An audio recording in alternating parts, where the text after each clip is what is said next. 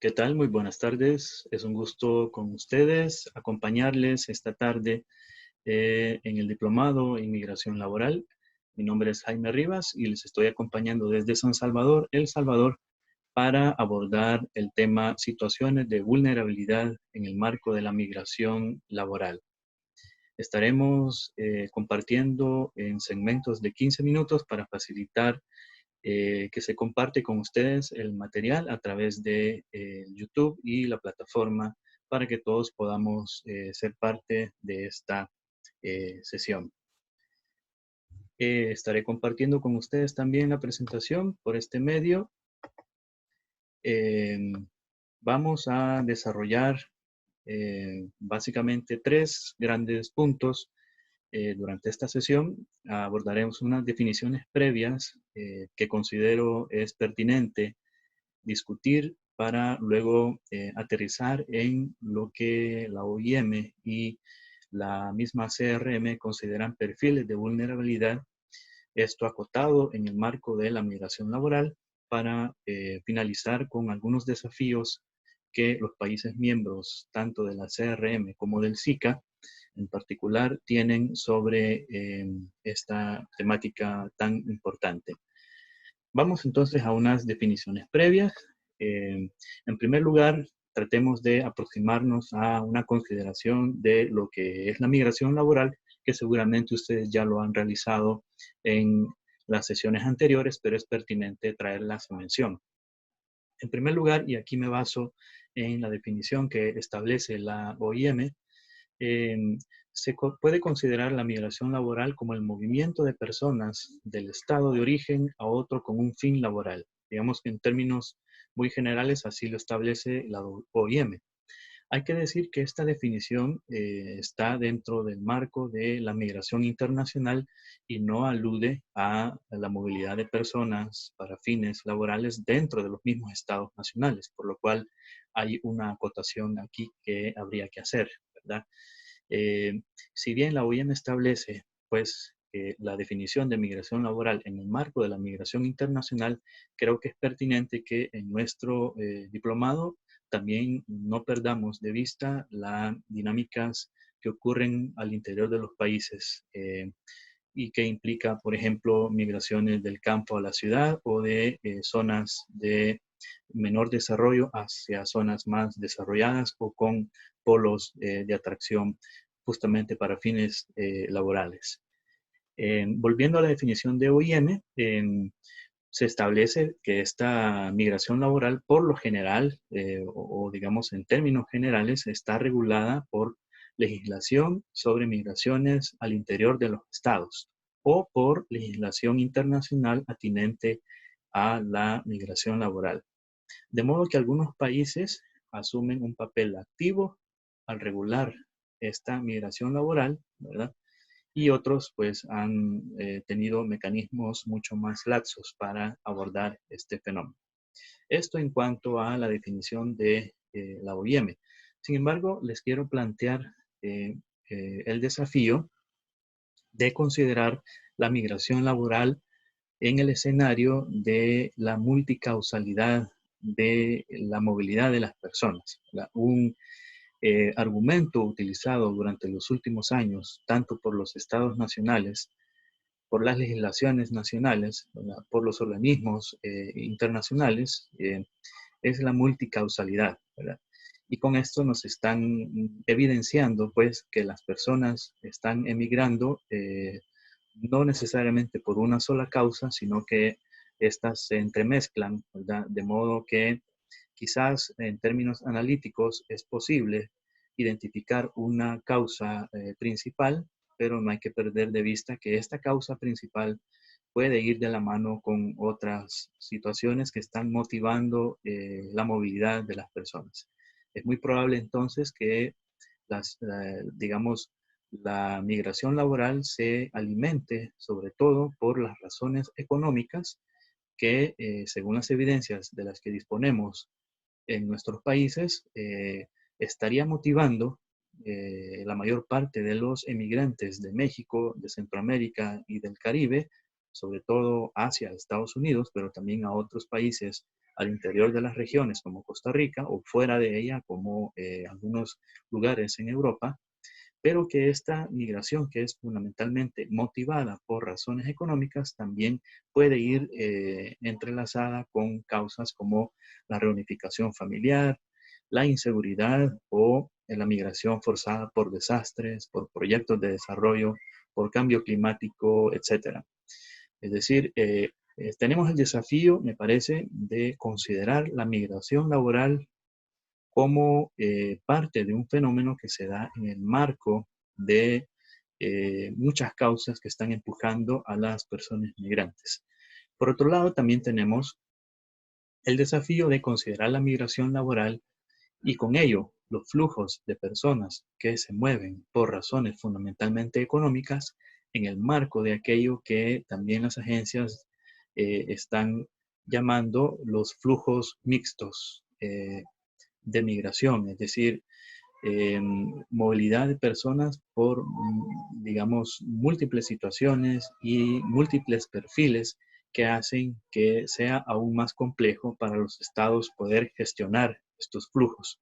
Por tanto, habría que entender entonces la migración laboral desde mi punto de vista en este escenario mucho más amplio de multicausalidad y de flujos mixtos de población. De modo que la migración laboral, tal como la establece la OIM en su definición, ¿verdad?, debería estar abierta a esta multicausalidad y consideración de los flujos mixtos, en donde probablemente las personas, si bien pudieran estar motivadas por razones fundamentalmente económicas, ¿verdad?, también puede haber de por medio otras razones importantes que motivan esos desplazamientos. Enseguida habría que acercarse a una definición de vulnerabilidad, ¿verdad?, importante para esta sesión. Y aquí me parece que es de justicia reconocer el trabajo realizado durante años por don Jorge Bustamante desde el Colegio de la Frontera Norte en México, pero también como relator de los derechos humanos de las personas migrantes de las Naciones Unidas durante muchos años. Don Jorge Bustamante en sus trabajos establece que la vulnerabilidad debe ser entendida como una situación impuesta de indefensión, fragilidad, desamparo, debilidad, incapacidad, inseguridad y, en definitiva, de carencia de poder de las personas migrantes frente a otras personas y grupos en las distintas fases del proceso migratorio. Lo que he hecho es una adaptación de la definición de don Jorge Bustamante, en donde habría que destacar dos elementos por lo menos. El primer elemento es la situación de imposición, ¿verdad? Estamos hablando de que desde la concepción de vulnerabilidad de las personas migrantes, no debe entenderse que esta vulnerabilidad es algo que le pertenece a la persona migrante como tal, sino que le es una condición impuesta, ¿verdad? No es algo que la persona nace así, ¿verdad?, sino que es las mismas situaciones, los mismos contextos, otros actores, ¿verdad?, otros grupos, quienes imponen esta situación de vulnerabilidad. La principal condición de vulnerabilidad, ¿verdad?, impuesta eh, hacia las personas migrantes es el hecho de verse obligadas a desplazarse al margen de las legislaciones nacionales, por lo cual se encuentran en una situación de irregularidad, ¿verdad? Si las personas tuvieran las condiciones, reunieran las condiciones necesarias para lograr una visa de trabajo, ¿verdad?, a los países a donde se dirigen, probablemente no se encontraran en la situación de vulnerabilidad que define sobre todo aquellas que tienen que desplazarse de manera irregular. Es decir, si ellas pudieran escoger, ¿verdad?, evidentemente, escogieran viajar en situación regular, ¿verdad?, si los requisitos necesarios para lograr una visa no fueran tan fuera de su alcance, ¿verdad? La situación, por tanto, de irregularidad de su viaje o de su permanencia en determinados territorios es algo que es producto, digamos, de las legislaciones nacionales y de las políticas migratorias y fronterizas sumamente y cada vez más restrictivas. Por otro lado, es de destacar el tema de la carencia de poder de estas personas migrantes frente a otros y otros grupos, ¿verdad? En la consideración de don Jorge Bustamante, hay que considerar entonces que esa carencia de poder que se desprende del hecho mismo, por ejemplo, de viajar sin documentos, haga que estas personas se encuentren en una situación de vulnerabilidad. Hay que entender también la vulnerabilidad desde las distintas fases o momentos del proceso migratorio. Yo destaco aquí, y ustedes lo pueden observar en la lámina, ¿verdad? Cómo durante el tránsito es donde, perdón, durante el destino es donde más se alcanza a visibilizar la situación de vulnerabilidad de las personas migrantes, sobre todo las personas migrantes trabajadoras, ¿verdad?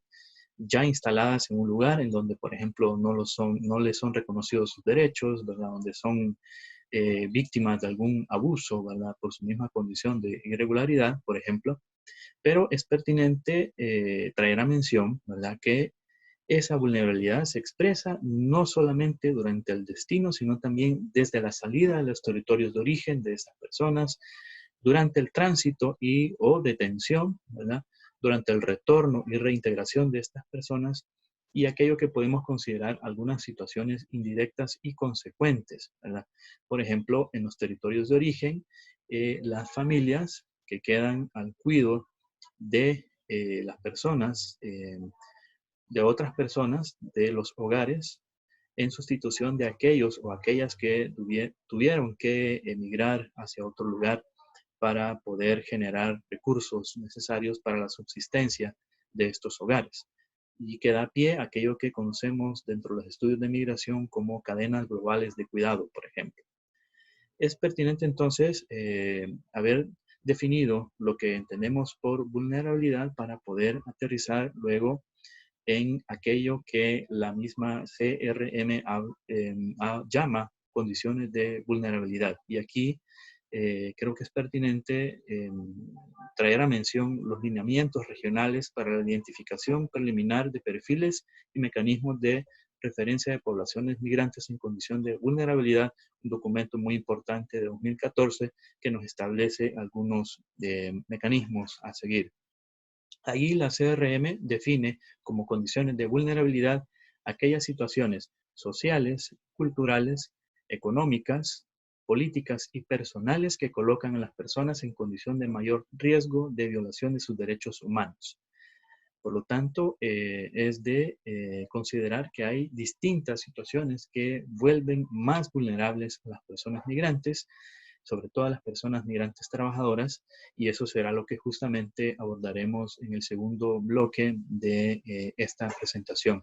De momento nos quedaremos en esta consideración de las condiciones de vulnerabilidad para seguir el desarrollo de nuestra presentación.